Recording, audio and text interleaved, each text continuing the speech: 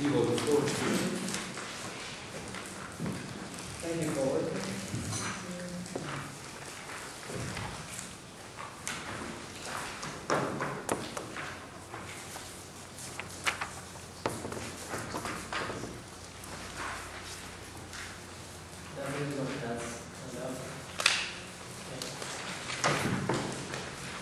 The notion of formative power or plastic force played a significant role in Western intellectual history as an explanation for a wide range of natural phenomena. Its origin can be traced back to a medical idea formulated by the Greek physician Galen. In its Latin form, the virtus formativa was frequently used in empirological discussions among medieval intellectuals such as Albertus Magnus. In the early modern period, this notion became a metaphysical principle of the world structure under the name of plastic nature, as seen in the works of the Cambridge Platonists Henry Moore and Ralph Cadwell. Leibniz also paid considerable attention to this theory. My forthcoming book is devoted to the study of the history of the notion of formative power, especially in its Renaissance phase, where Averroes was a key figure. However, the analysis of the genesis of his idea was out of the scope of the book. Indeed, Averroes referred to this power in many of his writings, including medical treatises such as the Collegiate, as well as Aristotelian commentaries and other philosophical works. The present paper is a preliminary study in which I propose to analyze Averroes' idea and some of its sources. Here I will focus on the three texts: the middle commentary on Aristotle's On Animals, 16.3, the long commentary on Aristotle's Metaphysics, 7.31, and the same commentary, 12.18. These texts were influential and often used to explain the notion of formative power in the Latin tradition. Let us start with some words about Galen, who was the most important source for Averroes' conceptualization of formative power. Indeed, Galen was the first to devise the expression molding faculty, dynamis diaplastique, for the formative power of living beings. According to him, this faculty or force cannot be reduced to the qualities of four traditional elements: fire, air, water, and earth, and is responsible for a series of highly complex steps in the formation of living beings. It also holds the key to grasping the origin of the soul of these living beings. Galen addresses this notion at least 7 times in his entire corpus. The most extensive discussion can be found in his treatise on the natural faculties, 1.6. There, he argues that the generation of living beings is governed by the generative faculty of power. He subdivides this faculty into 2 categories: altering and molding. According to Galen, in animal generation, the altering faculty produces homogeneous parts such as bone, nerve, veins, and other tissues out of the 4 elements. The primary varieties of this faculty are the 4 elementary qualities: hot, cold, dry, and wet. From homogeneous parts, the molding faculty, constitute the more complex heterogeneous parts, such as organs, with their appropriate shape and position. Galen estimates this faculty to be artistic, technique, of the highest degree. Galen's idea of molding faculty was also transmitted by the works of the Persian physician Avicenna. He mentioned the formative power, Huwa Musabira, principally in 3 places of his successful medical summa, the Canon. There, Avicenna divides the power responsible for fatal formation into 2 kinds: generative and formative. According to him, physicians called the generative power primary mutative faculty because it first appears in the development of the fetus while the formative power works by the order of its creator to regulate the size and position of organs for the preservation of species. To this list must be added the treatise on animals, which is part of Avicenna's masterpiece, the Shiva. In particular, Avicenna uses the formative power to explain Aristotle's generation of animals through breed, where the seed is said to contain the pneuma and its heat, whose nature corresponds by analogy to the element of the stars. This famous passage of Aristotle is closely connected to another passage where, which advances that among the powers of the soul, the intellect alone is divine and comes from the outside. Thus, the notion of formative power was introduced in a discussion that addresses the celestial origin of the soul and intellect's divine nature. Now let us turn to Averroes' commentary on Aristotle's generation of animals, book 2, chapter 3, where he addresses the question as to whether the seed is animated and whether its inner soul comes from the outside. As a residue of food, the seed does not seem to him to be animated. Averroes proposes so to call it animated power or soul power, potentia animata translated in Latin, instead of the soul. Then Averroes argues that the seed has an efficient power of the life principle. For him, this kind of power is not sufficient to produce living beings. It needs the help of the sun and other celestial bodies.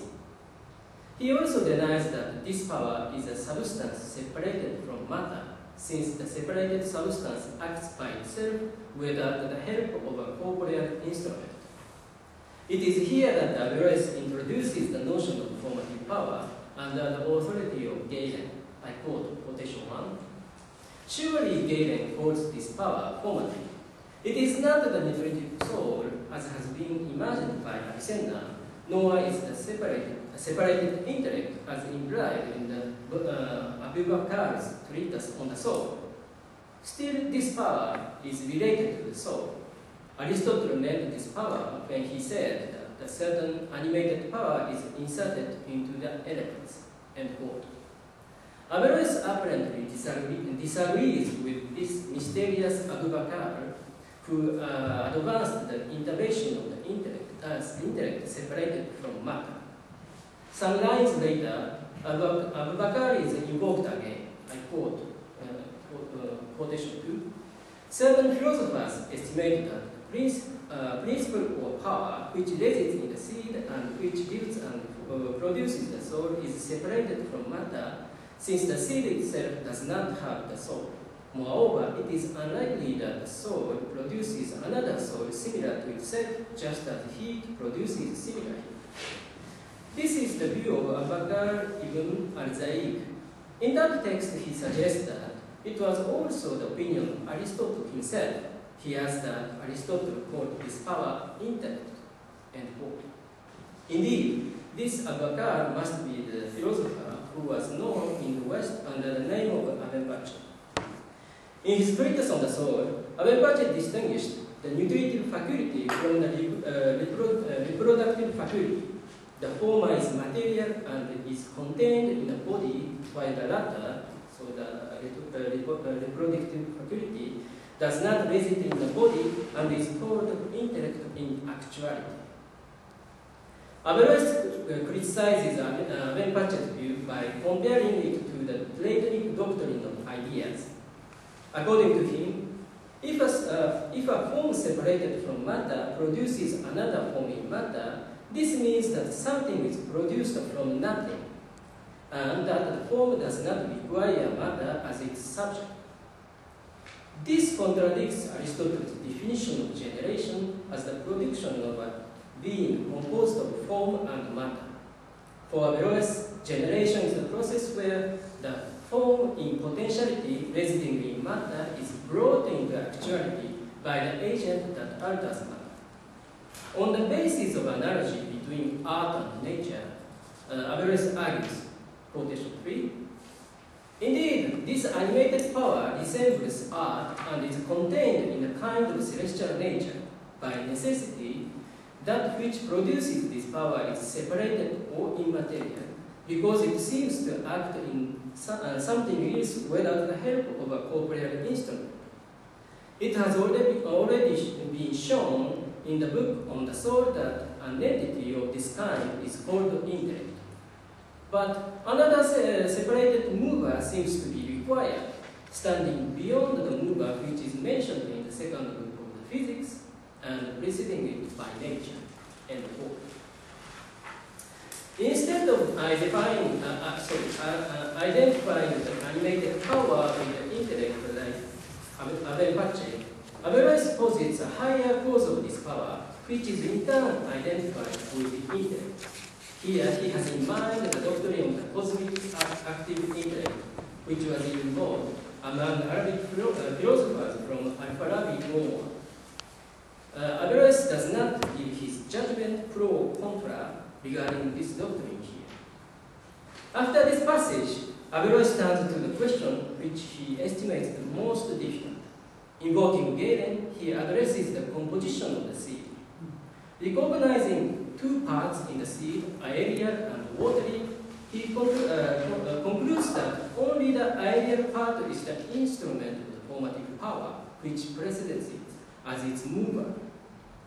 He also admits to call this aerial part spiritus. Thus, in this treatise, he acknowledges a corporeal instrument for the formative power. Now, let us turn to Averroes' major work, the long commentary on Aristotle's physics and metaphysics, especially the book 7, commentary 31. It addresses the question as to whether forms separated from matter intervene in the generation of living beings. For Averroes, the argument of Aristotle makes 2 points. 1, generation occurs without the help of separated forms. And 2, the generator and the generated must be synonymous, that is, of the same kind of species and similar in terms of form. Averroes knows that Aristotle's thesis causes some problems.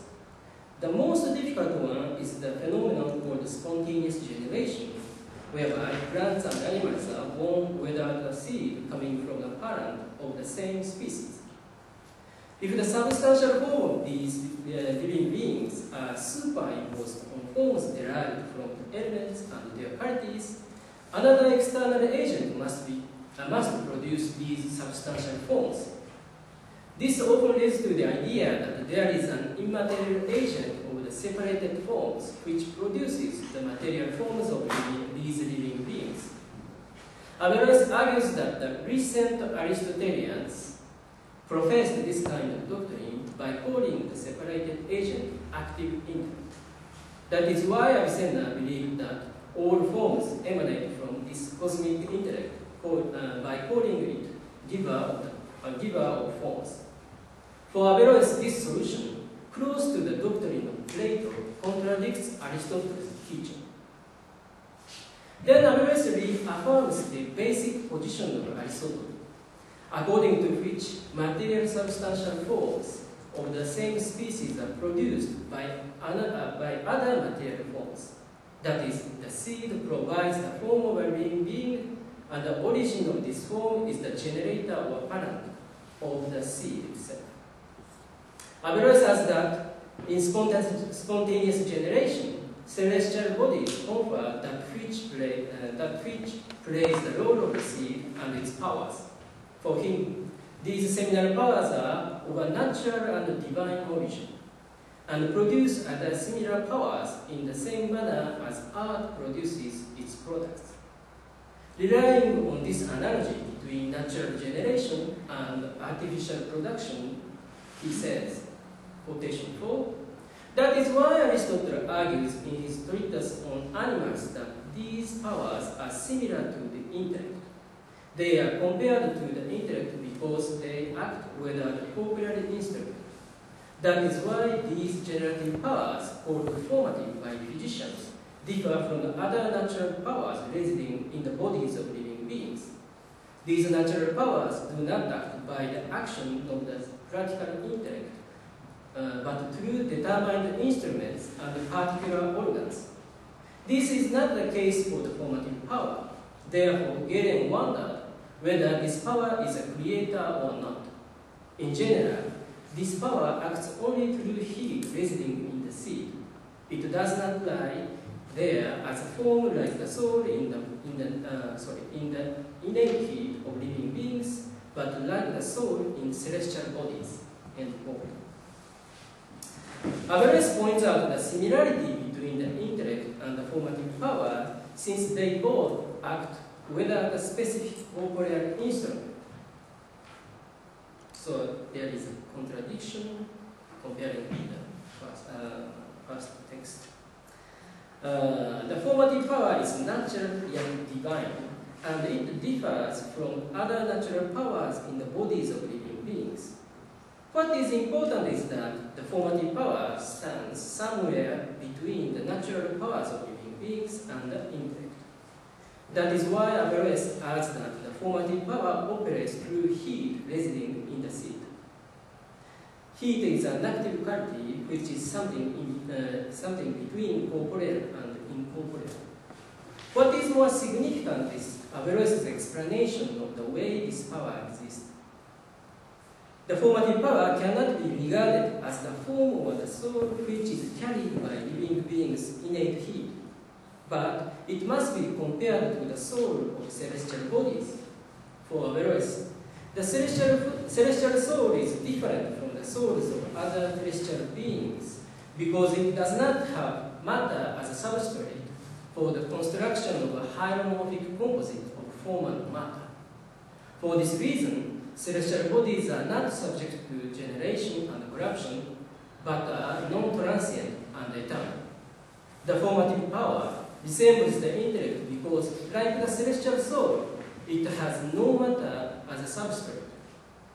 But note that, at the same time, this power can reside in the seed, which is a material body, and needs heat residing in the seed as its instrument. Thus, the ambiguous intermediate status of this power is significantly coined in this passage. By the term divine, Averroes endorsed the formative power with an extraordinary and non-transient nature close to celestial bodies, which are divine. That is why he inserts the quotation from Galen, likely inspired by the impressive lines of the treatise on the formation of the fetus, where Galen compared the formative power to God. I quote quotation 5. Surely everyone will realize that there is such a thing as the cause of the formation of the fetus, and that we all call this cause nature without knowing its substance. Now I have shown that the structure of our bodies manifests to an incredible degree the intelligence and power of its maker. And I would hope that philosophers could show me the identity of this maker. Is it a wise and powerful God who has considered in advance how each animal's body should be constructed? And secondly, what is this power of his by which he carried out the design he envisaged? Is it some part of soul apart from that of God? And more. Needless to say, Galen's work is that of Plato's Timaeus, the Demiurge. For the readers of the canon, Avicenna's expression by the order of its creator would reinforce this divine aspect of the formative power.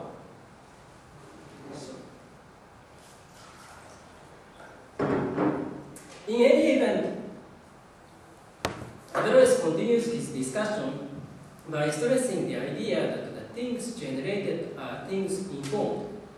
This information takes place when the generator imparts movement onto matter so that matter receives the form.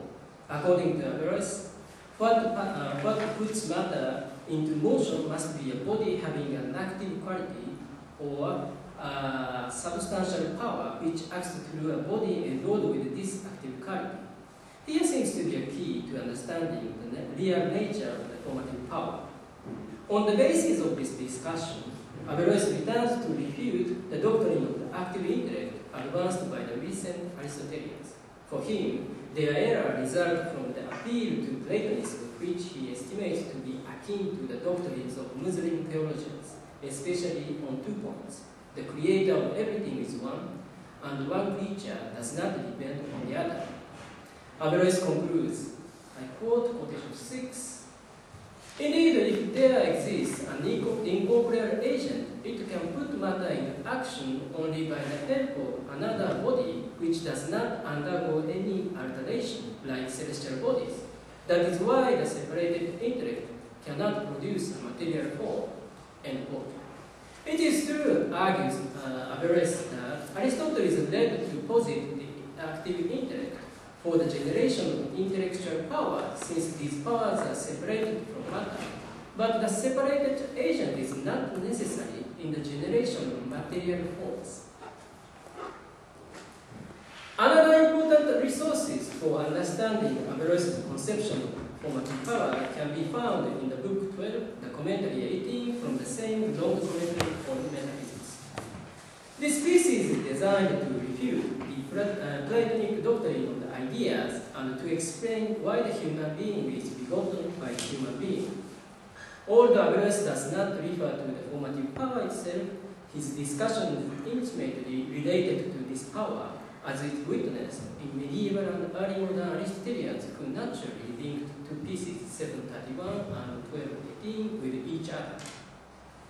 Averroes first reiterate his thesis. Generation occurs between the generator and the generated of the same species.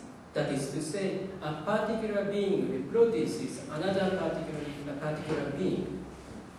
There is thus no need to resort to the Platonic doctrine of ideas, which stipulates that the general produces the particular. This thesis applies to both natural generation and artificial production. Then Averroes quotes at length Themistius' paraphrase of the corresponding passage from Aristotle's Metaphysics. Using spontaneous generation, Themistius insisted on the pre-existence of the separated forms by which nature produces every kind of living being, without the knowledge of its workings. He also placed the origin of these separated forms in the world soul. Averroes rejects Themistius' theory not only for spontaneous generation, but also for generation through the seed. For him, the generation of the soul does not denote its production in matter, but only its transition from potentiality to actuality. Then he alluded to the formative power. I quote quotation 7. The powers which resist in the seeds that procreate animated beings are not animated in actuality, but only potentiality. That is why Aristotle compares these powers to the powers of art, and argues in the treatise on animals that these powers are divine, since they have within themselves the faculty to give life, and disables the powers which are called intelligences, because they are directed toward an end. End quote. So far, the formative power has been compared to the intellect. Now, Averroes makes recourse to the power called intelligences in the Latin translation. This new element is noteworthy, but let us move further in his discussion. As the formative power acts only through the seed's inner heat, Averroes argues, I quote quotation 8, that is why this heat is similar to heat in art, that is the one that art determines for each of its operations. And this heat has a form by which it preserves itself by necessity. This form is not the soul in actuality, but only in potentiality. This form is what Aristotle compares to art and to the intellect. That is why he calls it soul heat. End quote. What is striking is that Averroes compares not to the formative power, but rather seminal heat itself to the soul in potentiality. Here, the underlying idea is Aristotle's theory of soul heat, psyche thermotes. which explains the mechanism of spontaneous generation as follows. There is water in earth, and pneuma in water, and in all pneuma is soul heat, so that all things are, in a sense, full of soul. This is Aristotle's words. Averroes adds that Aristotle does not estimate this heat except to be animated. For him, this heat, endowed with a form and diffused in the seed, is produced by the generator or parent of the seed, and by the sun, or more precisely, by the sun's heat, which is mixed with the heat of other celestial bodies. That is why, for Averroes, the sun and other celestial bodies are seen as the principle of life for every living being. Diverse kinds of heat are produced by celestial bodies, and by their mixing determines each species of living beings to come on the earth. The difference of these species giving heats, which are, according to Averroes, the species of these living beings in potentiality, depends on the movements and the relative position of celestial bodies. Then Averroes explains how these factors determine each kind of soul heat. I quote the last quotation 9. This determination comes from the divine out of the intellect, which is comparable to the single form of the single primary art to which all other arts are subordinate. Thus, it is necessary to understand that nature organizes everything perfectly and regularly, but without knowing, as if it were inspired by some nobler and active powers called intelligences. These proportions of powers produced in the elements by the motion of the sun and the other celestial bodies are what Plato believed to be ideas. End quote. For Averroes, different species of soul heat depend on the mixing of diverse kinds of heat from the sun and the other celestial bodies, and Plato confused them with ideas in error. Lastly, Averroes returns to Aristotle's thesis that the agent does not create new forms but brings what is existent from potentiality to actuality. He warns that if this principle is forgotten, it is easy to fall into the error of doctrines of ideas and giver of forms. Averroes even criticizes the theologians of three major branches of monotheism, Judaism, Christianity, and Islam, for their hasty conjectures that something can be created from nothing. He concludes that the error of all these ideas will be made manifest to anyone who has some insight on metaphysics. Thank you for your